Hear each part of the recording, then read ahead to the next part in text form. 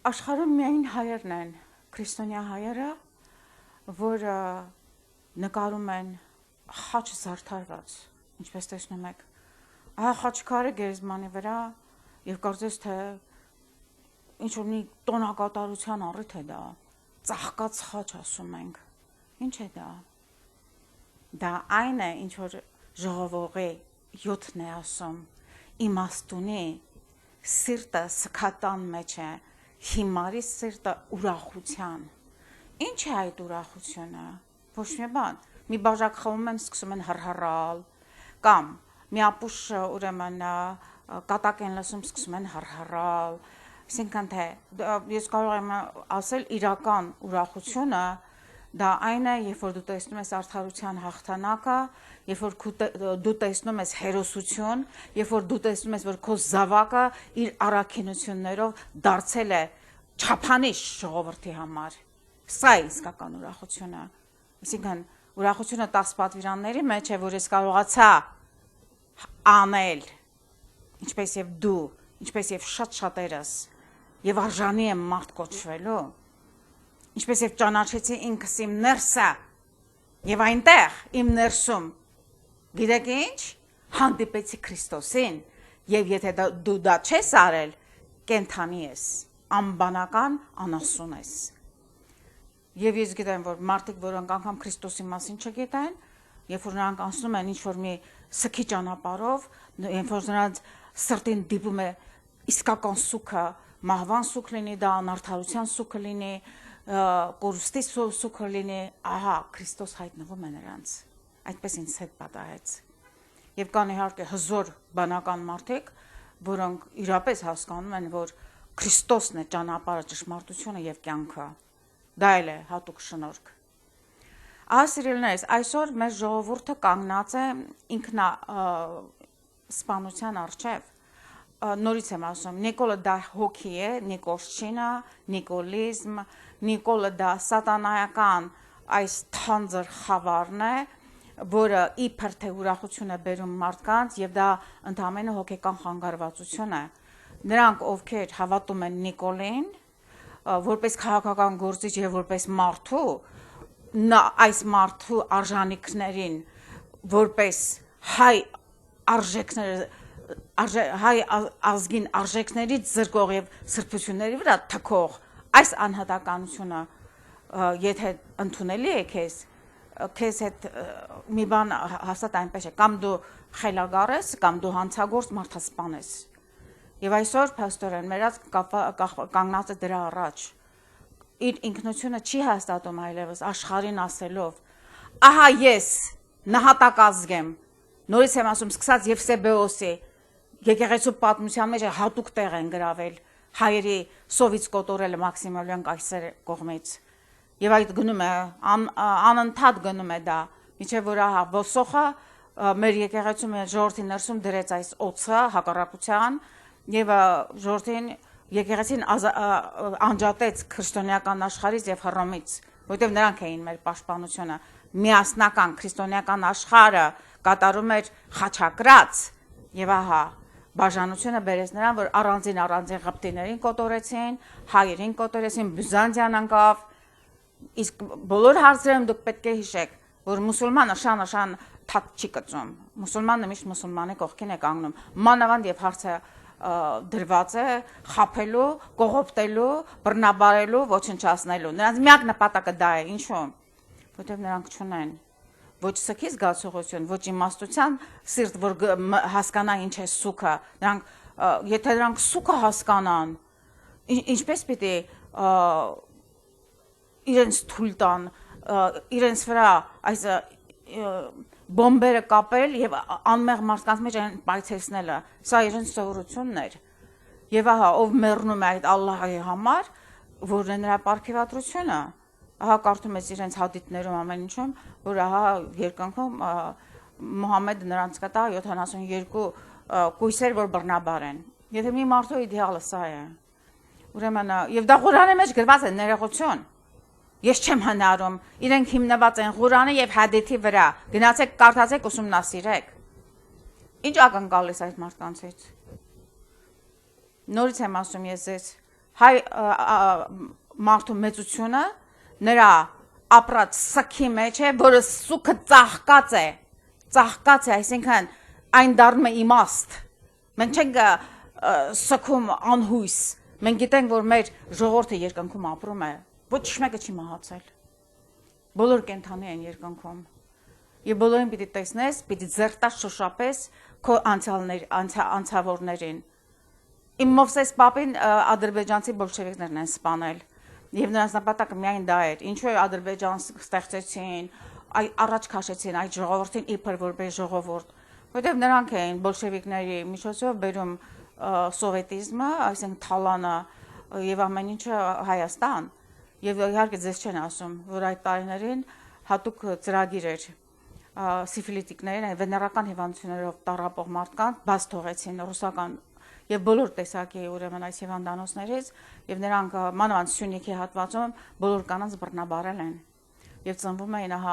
անականջ, անքիթ երեխաներ, այդ մասին չեն ասում,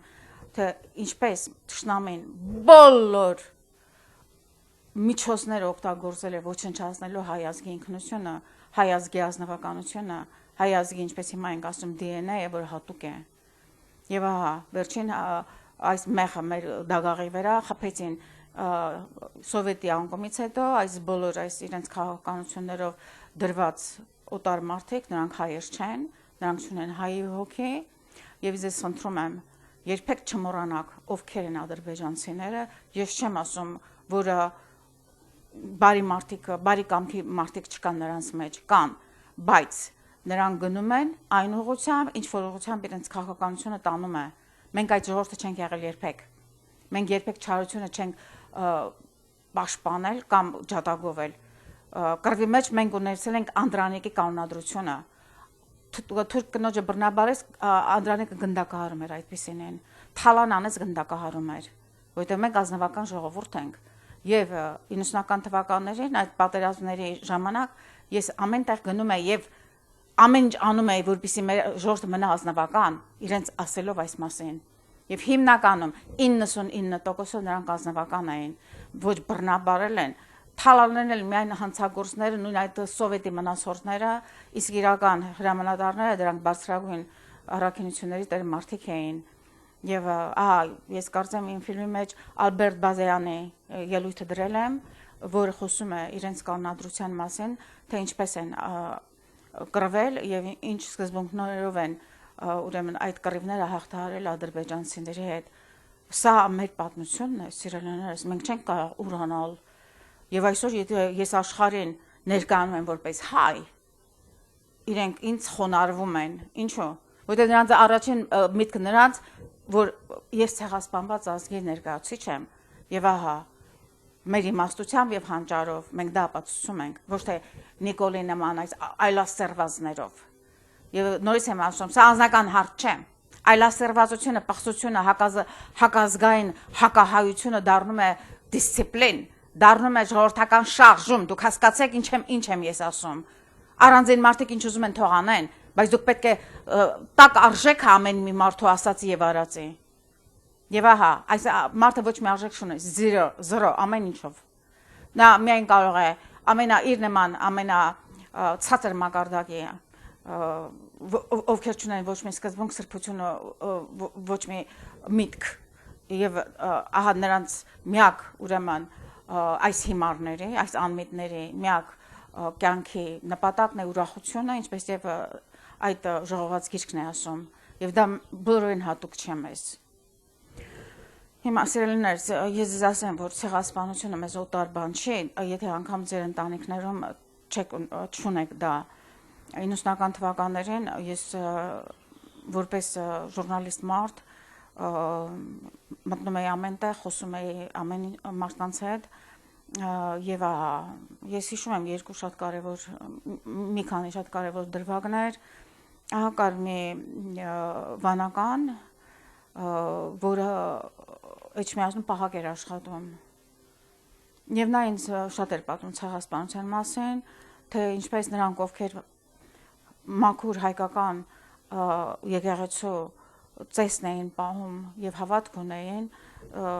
գյուղում այդպիսիներին ինչպես թե Աստված օրհնեց, ճանապարհ ցույց տվեց եւ դուրս եկան այդ գյուղերից անվնաս։ Սակայն նա պատմում էր արդեն, որ հայ եկեղեցին այլասերվել էր եւ անգամ մոլլաների հետ էին աղոթում մեջիթում, այսինքն խառնվել էր։ Չեմ հասկանում դա ինչպես է հնարավոր, բայց դա հնարավոր է։ Հիմա էլ տեսանք, ես այստեղ նյութեր եմ դրել, որ ահա նույն կախարդությունները անում են եկեղեցիներում եւ եթե այդ շփումը խորանա, իհարկե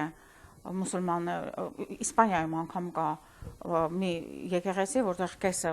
մեջիթ է, կեսը իբր թե կաթոլիկ եկեղեցի։ Սա կոչվում է էկումենիզմ, այդ մասին ես խոսել եմ սինկրետիզմ կամ նոր աշխարհի կրոնը, որը միացյալ է իբր թե Քրիստոսի անունը ձևական է այնտեղ,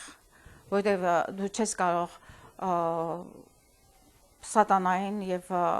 ուրեմն ճշմարիտ Աստծո այս հասկացությունները խառնած պահել, դա անհնար է, երկու տիրոջ չենք ծառայում։ Եվ ահա կար նաեւ այս մայրիկները գաղթի ճանապարհին փախած մարդիկ, Անդրամ մայրիկի մասին ես գրել եմ իմ գրքերի մեջ, ես խնամում եմ իրեն, 100-ից ավելի տարիքով կիներ, լրիվ անդամալուց, լրիվ կույր, եւ ահա նրա պատմությունները ես հիշում եմ, որ հեկեկալով էի լսում, ինչպես է իրենց գյուղը, որ գտնվել է Թուրքիայի ворծայրում, գիշերով փախել են եւ ամբողջ այդ կիլոմետրերով ճանապարհը, որ փախել են Հունաստան, ասում է, որ հայ դիակների վրայով էինք,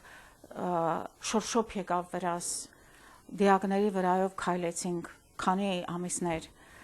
եւ փաստորեն այս է մեր պատմությունը։ Մի ուրիշ մայրիկ պատմում էր գաղթի ճանապարհին, ինքը իր մոր հետ գնում է եւ ասկյարը ասում է այս կնոջ մորը, ոչ մի բան ես քեզնից չեմ ուզում, այստեղ ծնկիր, ինձ հետ Ալլահիս աղոթիր, եւ մայրը ասում է ես դա չեմ կարող անել, որտեղ քո Ալլահը իմ Քրիստոսը չէ։ Եվ ահա դրանից հետո այս կինը, որը 10 տարեկան է լինում, կարծեմ, պատմում է, ինչ էր անում, Մարիամ մայրիկ կարծեմ, եւ ասում է, որ ասկարը ինձ ասեց, դու աղջիկ, գնա առաջ, շուշուտ քայլիր, հեռացիր, հետ չնայես, եւ ասում է, ես երբ որ սկսեցի առաջ քայլել, լսեցի թշշոց, եւ հասկացա, որ ասկարը մորս գլուխը կտրել է։ Եվ հա իմ մեծ մորաքույրն էր պատմում 1920 թվականի Բաքվի ջարդերի մասին։ 7 տարեկան աղջիկ է, երբ ես լսում էի նրա պատմությունները, թե ինչպես են հայկական Բաքվում եղել է հայկական թաղամասեր։ Եվ ահա եւ իմ պապա Հակոբ պապս ունեցել է նաեւ նավթի հանքեր իր ընտանիքի ուրիշ անդամների հետ։ Փոքրիկ նավթի հանք են ունեցել այնտեղ։ Եվ նավթի հանքերի 90%-ը գտնվում էր հայերի ձեռքին։ Եվ ահա ինչու նրանք կազմակերպեցին, անգլիացիների օգնությամբ կազմակերպեցին դա 20-ական թվականներին հայերի կոտորածը։ Եվ իհարկե այդ ընթացքում 17 թվականից 20-ը եղավ բոլշևիկյան այս հեղափոխությունը եւ իրենք փախան, որովհետեւ բոլշևիկները ադրբեջանցիների, այսպես ասած այդ թուրքերի օսմանական թուրքեր են դրանք ի վերջո այն միջուկը, որ կոչվում է Ադրբեջան, նրանց օգնությամբ բոլշևիզմը հաստատվեց Անդրկովկասում։ Եվ այդ ընթացքում ոչ մեկը չի խոսում Բաքվի ջարդերի մասին։ Դա հսկա միլիոնավոր մարդիկ են ուրեմն տեղահանվել եւ սպանվել Բաքվում։ Եվ իմ տատիկս պատմում էր, իմ տատիկիս քույրը պատմում էր իր աշխով։ Տատիկիս մասին առանձին պատմություն է, նա էլ ներկա է եղել։ Ներկա է եղել սարսափելից, այդ սարսափներից միտքը կորցրել էր այդ կինը։ Մենք մեր տատիկի Շուշան տատիկի մասին շատ չենք խոսում, որտեղ այնտեղ խոսելու բան չկա։ Միտքը ցրված էր այդ կնոջ, նա միայն լուր նստած էր միշտ։ Բայց ահա նրա քույրը Ջավահեր մայրիկը պատմում էր, որ իրենց աչքի առաջ գլխատել են հայերին։ Ասում է այդպիսի բան հնարավոր չի անգամ պատկերացնել ու նկարագրել։ Ահա տեսնում ես, որ գլուխը պտտվում է առանձին, շիտը գցելով արյան։ Իսկ մի կողմ անկած ջանդակը, այսինքն մարմինը, կիսանդրին թպրտում է եւ կոկորտից նույնպես հսկա շատրվան է նետվում արյան։ Դուք հասկանում եք մենք ես ինչի մասն եմ խոսում։ Սա այդպես մոռանալ։ Կուրանաս դու Նիկոլ եւ քո ծերը։ Կուրանաք դուք։ Գոնե այդ ձևով, գոնե աստուց ստացիր քո այս հիմարության այս քո վարձը, որպեսզի հոգիդ փրկվի։ Գոնե մեկը թող գլուխդ կտրի, նույն այդ Թուրքո Ալիևը։ Արդեն քեզ 1000 տեսակի ստորացումներ արեցին, բայց դա քիչ է քեզ։ Նորից եմ ասում, դուք միայն կփրկվեք, երբ որ այն ինչի վրա ծաղրեցիք, այն ինչի վրա ծիծաղում եք եւ ամբողջ օրը փարդի եք անում, այն գա ձեր գլխին, եւ ես խնդրում եմ Աստծուն, որ դա պատահի, որտեվ դա է լինելու միակ ձեր փրկությունը։ Ձեր մահով մեռնեք, դուք բոլորը դժոխք եք գնում։ Եվ ես այստեղ եմ իմ սրտի կսկիծը հայտնելու իմ ազգի համար։ Բայց նորից ասում եմ, այդ կսկիծը մեր սուքը ծաղիկներ տված է։ Մենք անհույս սքացողներ չենք։ Մենք սքացող հաղթանակ տոնողներ ենք։ Մենք հաղթանակողներ ենք։ Եվ երբեք քանի դեռ մարդը ունի սկզբունք իր սրբությունը պահելու, նա պիտի հարատևի։ Բայց երբ որ դու կոմպրոմիսի ես գնում եւ հաշտվում ես չարի հետ, մարդակերի հետ, դու նրա հետ քաշվելու ես դժոխք, որովհետեւ Աստված ատում է այդպեսին։ Ինչու մեր ազգը այսքան տուժվեց, որովհետեւ այդ նույն կռապաշտներն էին հայ քրիստոնյաներին մատնում, նույն այդ դաշնակները թուրքերի հետ մի սեղանի շուրջը նստած փոխել էին իրենց կրոնները, ահա նորից եմ ասում, ես վկա մարդու հետ եմ խոսել, իսլամների հետ նույն մեջիթում գնում էին աղոթում, այսօր էլ նույն բան անում են մեր եկեղեցում, երբ որ այդ տրնդեզի խարույկներն են անում, աղի բլետներ են բաժանում, համարյա թե նույն բանն է, եւ ինչ եք կարծում, ես ձեզ քիշացնեմ, այստեղ Ագաթան Գորգոսի կողմից ներկայացված Սուրբ Գրիգոր Լուսավորչի տեսիլը, ուրիշ տեղ չկա, ես փնտրեցի նաև ասենք Զենոբիոս Գլակի մոտ, որը ինքը եպիսկոպոսն էր հենց ձեռնադրված լուսավորչից։ Ագաթան Գեղոսը ոչ, նա հույն էր։ Շատ բաներ այնտեղ չի համապատասխանում, բայց այդ տեսիլի մասին ես կարող եմ ձեզ հիշեցնել։ Ահա ամբողջ մեր ազգը բաժանված երկու մասի, 50-50%։ Մեկը մարտիրոս գառներ, աշխարհի հանճարները, մյուսը սև այծեր, սատանայապաշտներ եւ ահա մեկը ուղիղ գնում է երկինք, մյուս մասը ուղիղ իջնում է դժոխք։ Այդ է մեր ես միշտ էլ զգում եի դեռ Հայաստանում դեռ դարձի չեկած, որ մեր ժողովրդի մեջ շատ սարսափելի չարություն կա, Կայանների եւ Աբելների ժողովուրդ է եւ Կայանը միայն փնտրում է իր առիթը Աբելի մեջքից դանակով հարվածելու։ Հիշեք սիրելիներս, սա շատ բարդ ժողովուրդ է, շատ բարդ եւ նշան դրեք Կայանի վրա։ Տես Աստված ասեց մի սպաներ Կայանին, ինչու՞։ Որովհետև Կայանը չգիտեր ինչ է անում։ Ահա եթե նշան դրես նրա վրա, որպեսզի նրա արածները հասկացվի եւ մարդիկ հասկանան այդ չարության աստիճանը, եւ հետո Աստված ինքը տեր կկանգնի, կփրկի այդպիսին թե ոչ։ Բայց մենք պետք է հասկանանք, որ մեր ժողովրդի մեջ շատ սարսափելի չարություններ կան։ Եվ պետք է մեր աչքը պահենք։ Հիմա այդ չարության տորթի կերասն է Նիկոլշինան, նիկոլիզմը։ Պայքարեք դրա դեմ կամ Աստծո պատիժ գալու է։